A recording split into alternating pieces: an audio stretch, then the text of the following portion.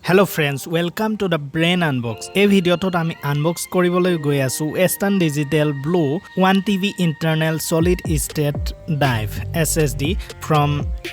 WD Blue. এটো হৈছে 1TB 3D Nano SATA SSD Solid State Drive. এটো আমি লৈছো প্ৰায় 11000 rupeesত আৰু এতিয়া মই আনবক্স কৰিব গৈ আছো আপোনালোকে দেখিছে মই প্ৰডাক্টটো লৈছো Amazonৰ পৰা আৰু ভিডিঅ'ৰ তলত থকা ডেসক্ৰিপচনত গৈ আপোনালোকে এই WD Blue SSD খন আপোনালোকে কিনিব পাৰিব এতিয়া মই পেক খুলিছো এটো হৈছে জাস্ট পেপাৰ ওয়াৰ্ক ইয়াত লিখা আছে প্ৰাইস আৰু এড্ৰেছ এটো হৈছে WD Blue এটো মই আনবক্স কৰিলো এতিয়া আপোনালোকে দেখিছে এটো solid state drive disk SSD এটো 3D Nano হয় আৰু 1 ইয়াৰ ওয়াৰেন্টি দিছে এটো খুব ভাল প্ৰডাক্ট আমি এতিয়া দেখাব গৈ আছো খুব সুন্দৰ পেকিংত আহিছে ভিতৰত এটা প্লাষ্টিক আছে আমি খুলি আছো এটোৱে হৈছে WD Blue 1TB Solid State Drive যাক SSD খুব এটা ফাস্ট Solid State Drive হয় এটো ইয়াত আপোনালোকে দেখিছে এপিনে পিনবোৰ আছে ইয়াত লগাবৰ কাৰণে কানেক্টৰছ আৰু এটোৱে হৈছে 1TB 3D Nano আৰু আমি এতিয়া লগাব গৈ আছো এটো হৈছে মোৰ PC এটো Asus PC হয় এটো বিশেষকৈ গেমাৰৰ বাবে খুব সুন্দৰ এটা PC Asusৰ এটো মই এতিয়া ইয়াত লগাব গৈ আছো যিহেতু ইয়াত এটা হাৰ্ড ডিস্কৰ কাৰণে স্পেস থাকে কিন্তু মই হাৰ্ড ডিস্কৰ বিপৰীতে ইয়াত লগাব গৈ আছো এটা সলিড ষ্টেট ড্ৰাইভ যি খুব ফাস্ট পাৰফৰম্যান্স দিব বুলি মই ভাবো আপোনালোকে এটো ইউজ কৰি চাব পাৰে ইয়া মই কানেক্ট কৰিছো 1TB WD Blue 3D Nano SSD it can enhance the power efficiency খুব এটা ভাল পারফরম্যান্স দিব বুলি মই ভাবো এতিয়া খুব ভালকে ইয়া কানেক্ট কৰি আছো লগাই আছো এতিয়া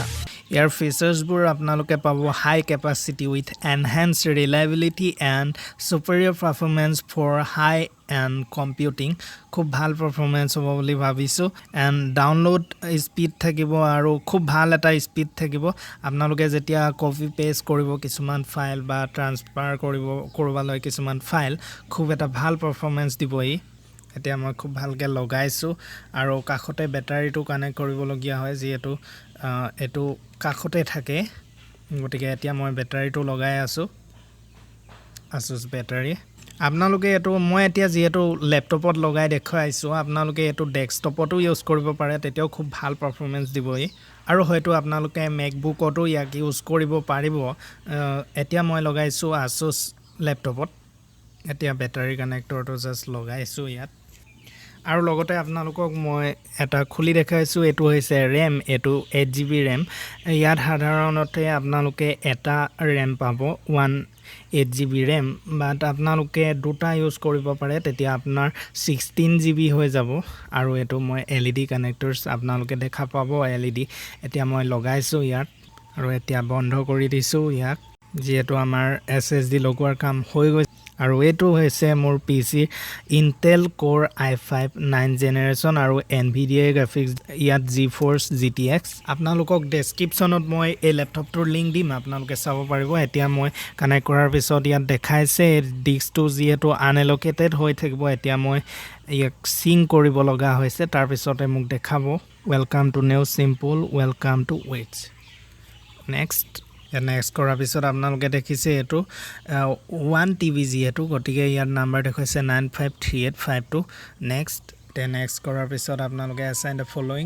ড্ৰাইভ লেটাৰ আপোনালোকে দিব পাৰে DE যেটো বিচাৰে এটো মই দি নেক্সট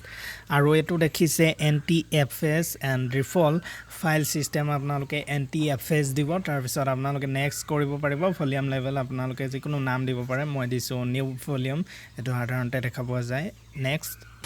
এটা কুইক ফৰম্যাট হৈ যাব যেতিয়া আপোনালোকে সিং কৰিব completing the NTFS গটিকে এটো কমপ্লিট হৈ গল এতিয়া আমি দেখা পাম এটো D ফোল্ডাৰ এতিয়া আকৌ সিং কৰিব বিচাৰিছো যেহেতু মই দুটা ফোল্ডাৰ হিচাপে বিচাৰো এতিয়া D দেখাইছে DE দুটা পালে খুব ভাল হ'ব ইউজ কৰিবৰ কাৰণে মই এটাকে কৰিব বিচাৰিছো এতিয়া দুভাগ কৰি দিছো আৰু ইয়াত কিছুমান মেমৰি আপোনালোকৰ লষ্ট হ'ব পাৰে কিন্তু আমি দুটা ফোল্ডাৰ কৰিছো এতিয়া দেখিলে আপোনালোকে D আৰু E দুটা আমি ফোল্ডাৰ পাই গলো আৰু এইটো হৈছে টেক্সপৰ্টৰ এইটো SSD বেঞ্চমাৰ্ক ইয়াত আপোনালোকে স্পীড পাৰফৰ্মেঞ্চ চাব পাৰিব মই যিহেতু চেক কৰি চাইছিলোঁ আপোনালোককো তাৰ ৰিজাল্টটো দেখাম খুব এটা ভাল স্পীড পাৰফৰ্মেঞ্চ দিব বুলি মই ভাবোঁ আপোনালোকক দেখাম এইটোৰ পৰা ইয়াত আপোনালোকেও নিশ্চয় চেক কৰি চাব পাৰিব যেতিয়া আপোনালোকে SSDখন লগাব আপোনাৰ লেপটপত এতিয়া মই চেক কৰি দেখাম আপোনালোকক ইয়াত জাষ্ট ষ্টাৰ্ট কৰিলে হৈ গ'ল 4K sequence and 4K 34 third SSD time আপোনালোকে সকলোবোৰ চাব পাৰিব আৰু এটোৱে হৈছে মোৰ ল্যাপটপ আপোনালোকে দেখা পাইছে খুব এটা সুন্দৰ ল্যাপটপ Asusৰ গেমিংৰ কাৰণে খুব ভাল বুলি মই ভাবো আশা কৰো সকলোৱে ভিডিওটো চাই ভাল পালে যদি ভিডিওটো চাই ভাল পালে লাইক কমেন্ট শেয়াৰ আৰু সাবস্ক্ৰাইব কৰিবলৈ নাপাহৰিব ধন্যবাদ